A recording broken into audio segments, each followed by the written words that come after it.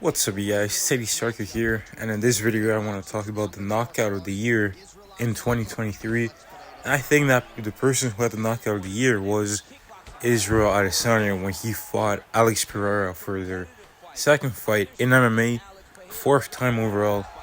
There was so much stakes on the line. There was a lot of pressure on him. A lot of people are saying like if he loses this, it's done for him. And he's not gonna be able to beat him because Alex Pereira just seemed like that guy who had his number. Like sometimes, you're a great fighter, but there's that one guy who's just like that much better than you. We've seen it with Max Holloway and Alexander Volkanovski, Kamaru Usman, and Kobe Covington. And yeah, we've seen it shit like a lot. Israel Adesanya and Robert Whittaker. There's so many times. John Jones and Daniel Cormier. Yeah, there's a lot of these examples out there. And the thing is, you could argue that Israel Adesanya is a better fighter than Alex Pereira, but it's like what GSP once said, there's always going to be someone that's better than you. That doesn't mean you can't beat them, but that just means that, that's just going to that's just going to make you want to train harder because you know that there's always someone better, even if you're like the number one pound for pound. Maybe you're in the gym and there's just this one guy who's like better than you. He's naturally more talented, but he might be in like Bellator or PFL. And again, that doesn't mean you can't beat them in an actual fight. Anyone can beat anyone on any given night.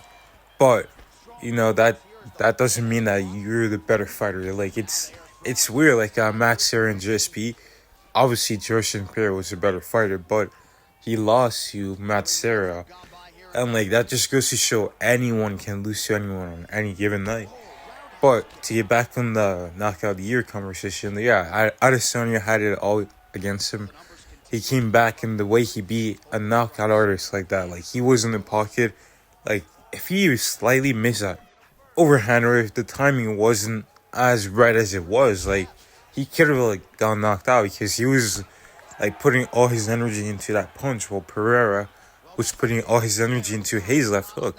So if it's too slow, Pereira gets a hook right before you get your overhand, and maybe you still connect with the overhand, but you're already shut off, so the power decreases significantly.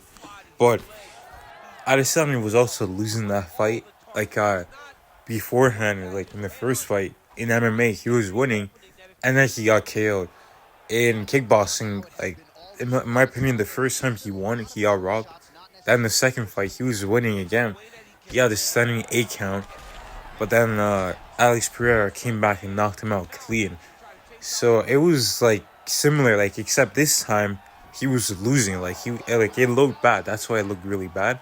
It looked like, oh, this time he's not even gonna be winning. He's just gonna get knocked out while he's already losing. So there's nothing he's gonna be able to say. But he was like, no, I'm not gonna let this happen. And then he just bit on the mouth guard and threw a haymaker from hell. It was an incredible fight. It was an incredible comeback and an incredible rivalry. But I feel like they're gonna fight one more time in MMA. Who knows? Like if maybe Dricus Du Plessis beats Strickland and he calls out Adesanya, and maybe Adesanya is able to beat Dricus, and then he goes up to 205. Or Pereira beats like Jamal Hill and the winner of Ankalaev and Walker. Then you could do the trilogy in 2025, but we'll see what happens. But the other candidates for knockout of the year were Sean O'Malley and Josh Emmett. And we'll start with O'Malley. And to be fair to him, he did have a knockout against a guy he was not supposed to, be it that easy, especially considering his level of competition before. Like his toughest matchup was against Peter Yan. He fought Pedro Munoz to a no contest. He lost to Marlon Vera. So he's a guy that hadn't had those like high level wins, but on the night he showed that he wasn't just hype. He was real. That in itself is really impressive. But Sean O'Malley, it was like Aljamain Sterling. Who knows if he was at 100%? I mean, maybe O'Malley wasn't either, but still, Sterling has made a bunch of excuses saying, oh, I came back too early, this and that, but it is what it is. Sean O'Malley did what he was supposed to do. He didn't control that, but the main argument against it is that wasn't a knockout. Like, a knockout is when your eyes are rolled to the back of your head, like you're unconscious, your head bounces on the canvas. But Aljamain Sterling, although he did hit the deck face first, he was still conscious at the end of the day. Like, maybe it was an early stoppage. Like, Merab wanted to see Aljamain Sterling die in there because he was saying that was too early. But in my opinion, that was a good stoppage. Aljamain Sterling lives to fight another day, and that's the most important thing. But now, like, yeah, it wasn't a TKO. When you got, like, clean knockouts over other guys in there, it's just not as good as Adesanya is. And also, he knocked out a jiu-jitsu guy, mainly like a grappler at heart.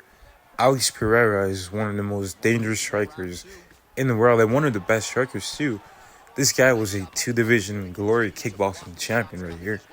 A 2-division UFC champion as well. Like, look what he does to everyone. Like, he starches light heavyweights. Well, like, he got knocked out by Israel Adesanya. Like, in my opinion, Adesanya that's why he has a greater knockout. And then Josh Emmett. Josh Emmett knocked out Bryce Mitchell. And, you know, this was probably the cleanest knockout of the year because it was like just one punch KO.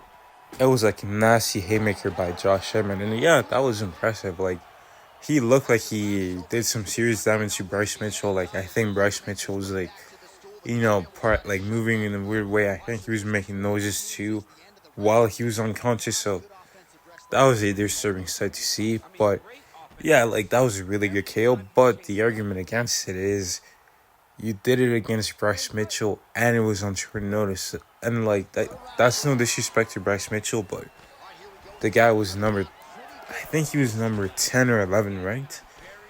And while you're in number 6, so you're supposed to fight Giga Chikadze. And if he did that to Giga, then damn, that's really impressive because at least it's a striker. But yeah, Bryce Mitchell, he's more like a wrestler type of guy. And it's not like Bryce Mitchell had an iron chin before this fight. Like, if you look at his fight with Ilia Topuria, the guy was like getting ragdolled and like he was getting knocked all over the place. But then he fights Danny, and that was a close fight. Bryce Mitchell gets the win, but he was also getting his head like rocked all over the place too. Like, this guy was not like the most solid guy. He didn't have a solid chin. He was getting rocked and wobbled before. So, fair play, you knocked him out the way you did. But when you